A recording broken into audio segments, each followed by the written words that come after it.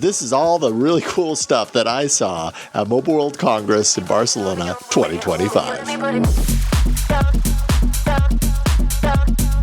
I am at the Mobile World Congress 2025 in Barcelona, and I have here a thin drink of water. Look at that. This is the Tecno Spark Slim. They say the world's thinnest smartphone. And actually having it in my hands, I can definitely agree. This thing is super thin. 5.3 millimeters thin, in fact, 146 grams. It was lighter, but they had to add some extra weight to it just so that it didn't feel cheap or maybe fragile. So they actually added weight to it because it was just too light before. Stainless steel on one variant, and it has this really nice kind of like mirror quality to it. You could totally use it as a mirror.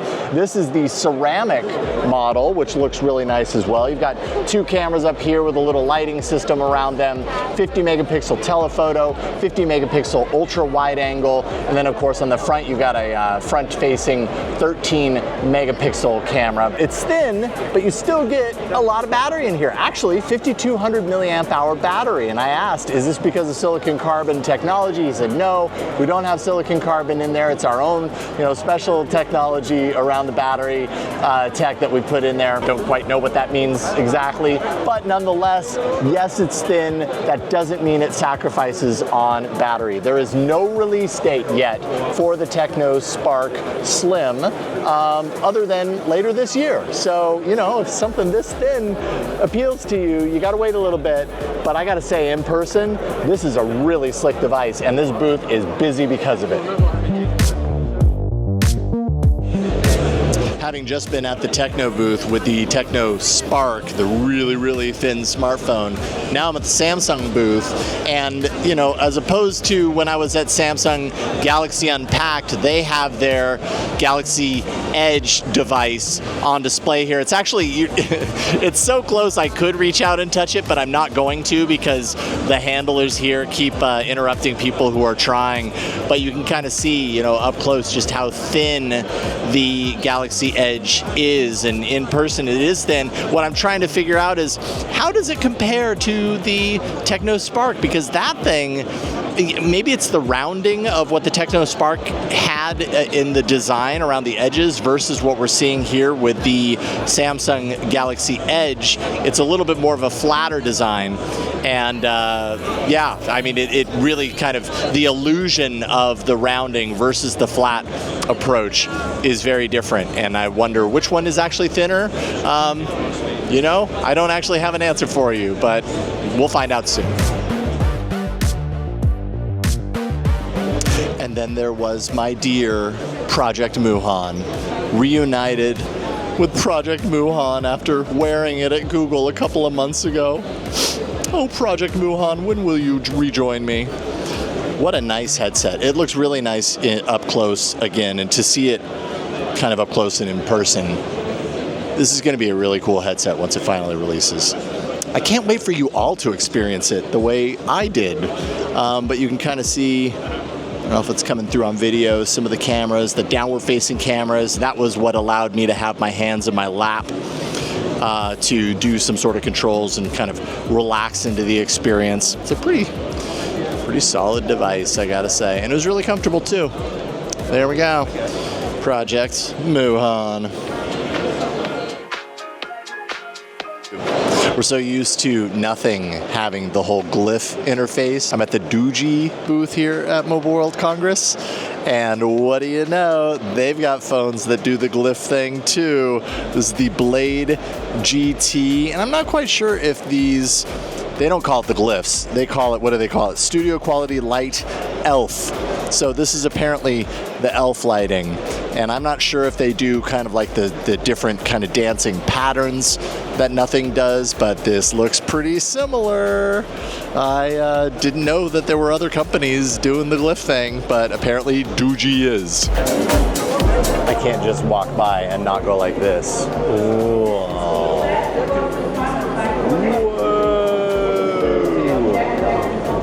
That's kind of neat, I guess so. Wow! Kind of feels like on magic or something.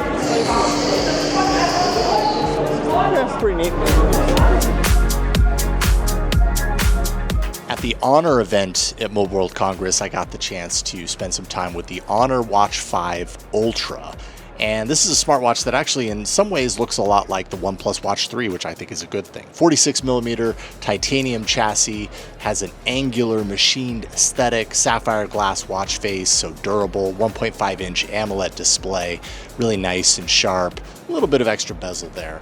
Honor's claiming 15 days of battery life with normal usage, and I think a big reason for that is because it's running Honor's proprietary OS. It's not running Wear OS, and I think at the end of the day, that's a huge downside. It's going to limit the success of this watch. 279 euros, worth checking out for design alone.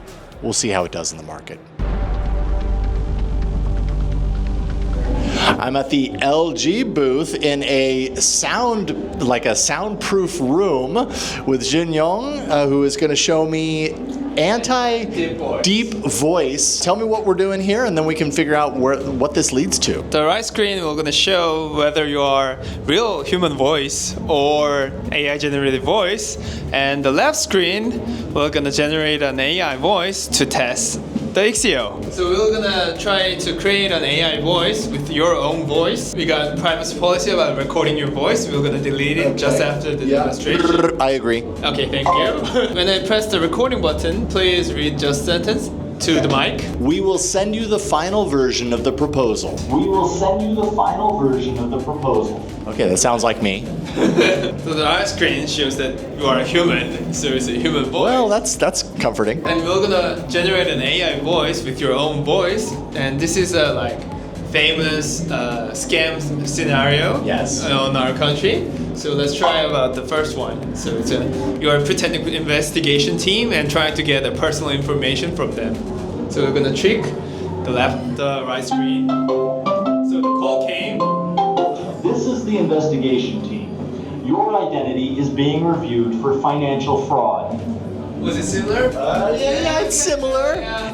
I had a little bit of like a show person's voice when I read it, so it's maybe not close to like my normal resting voice, but yeah, it's close. Ixio are worried about the spoofed voice, so our customers will gonna stop the call and prevent the possible threats by AI-generated voices. Where does this end up? Like, is this going to end up in smartphones to protect people on the phone that they have in their pocket? It will be on the smartphone app, Ixio, which is now available on iPhone, but will be available on Galaxy. But for our customers, LG Plus. Yeah, that's it. All right, great. Thank you for showing this to me. I appreciate it. Thank you so much. All right, I'm here with a robot. Let's go. Hello, Alice. Hello, Alice. Nice to meet you. I'm Alice, and I'm here to help you learn more about LG U+'s innovative technology, X60. No, say hello, Alice again. Hello, Alice. Welcome to MWC 2025. I'm Alice. Hello, Alice.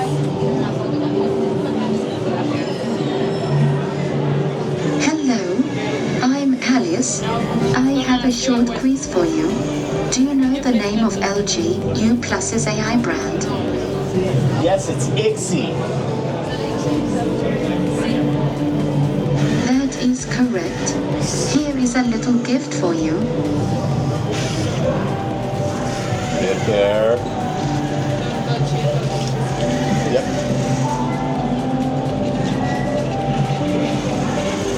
Thank you, Alice. Thank you so much. Does it know?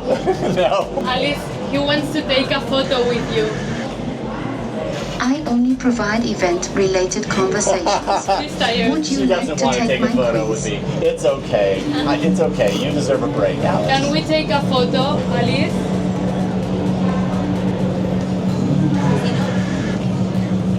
Welcome to the MWC event. I don't think Alice liked me.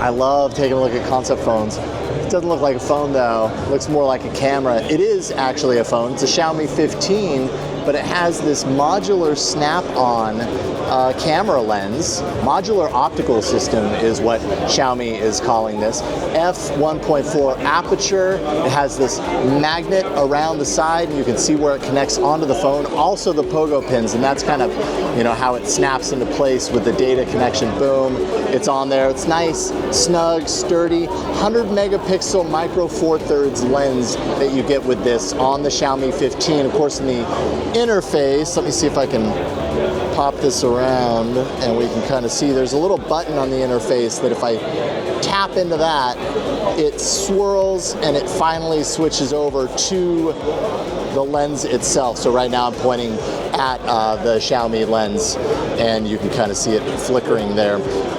It can support face tracking. It has automatic and manual focus, so the little ring right around the side to do manual focus if that's what you prefer. And they call it a Light Fusion X sensor on the inside. Micro four thirds, you know, turns your Xiaomi 15 into an actual camera. This is pretty cool stuff.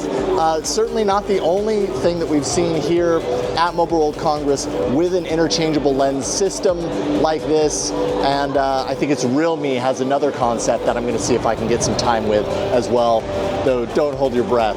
Anyways, the Xiaomi concept camera phone, I think they're calling it the Modular Optical System here at Mobile World Congress. These are TCL's Ray Neo X3 Pro smart glasses. Now, it's not just audio pass-through. Of course, you've got speakers on board so I can hear the interface. But when I put these on my face, I can actually see a full color display here.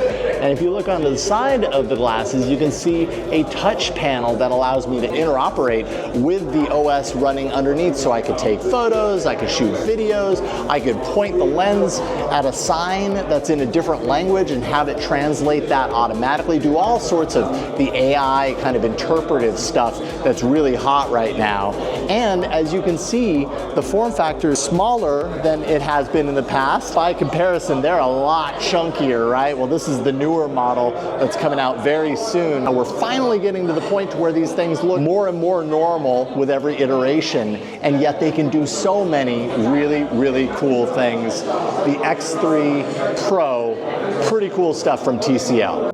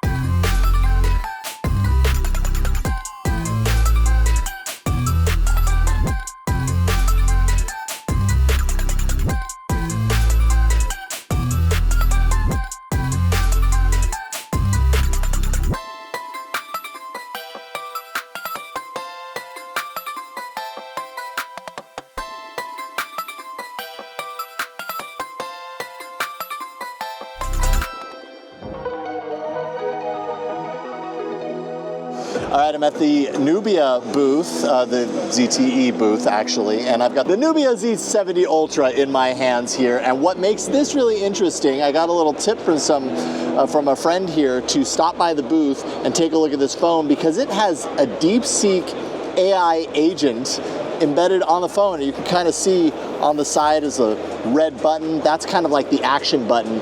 If I tap that, the agent kicks into gear, right? Half a second. Oh, so it has to be a half a second. Book me an Uber to Hotel Derby. And I will wait. Okay.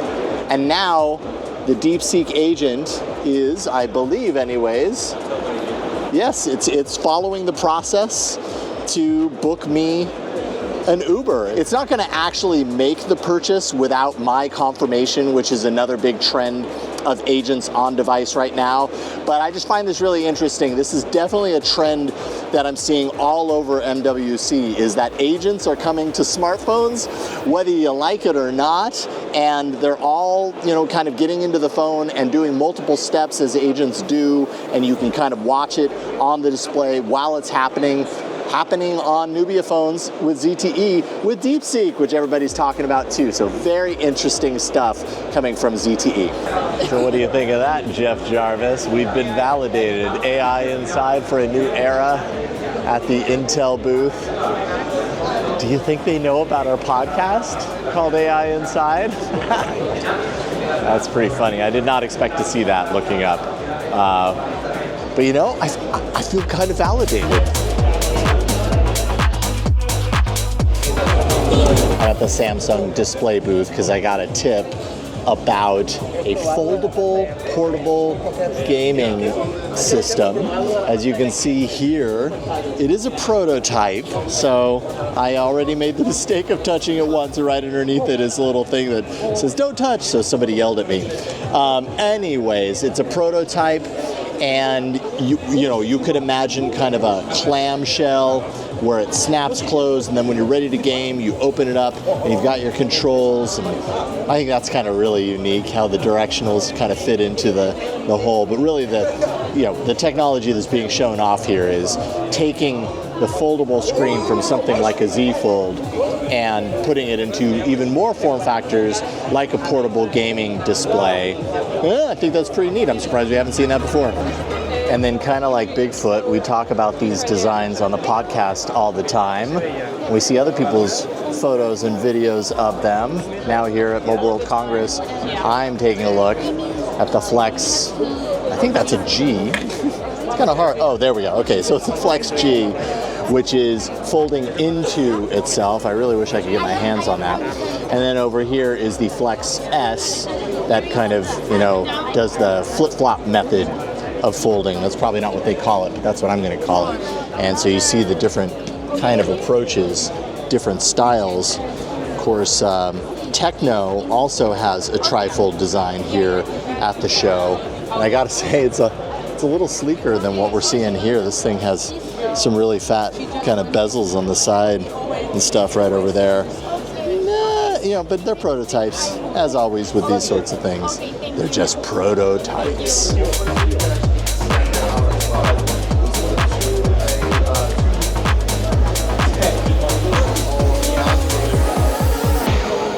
And see, even Samsung's round display that they're showing off here has a flat tire down at the bottom. So Moto 360, you're a good company.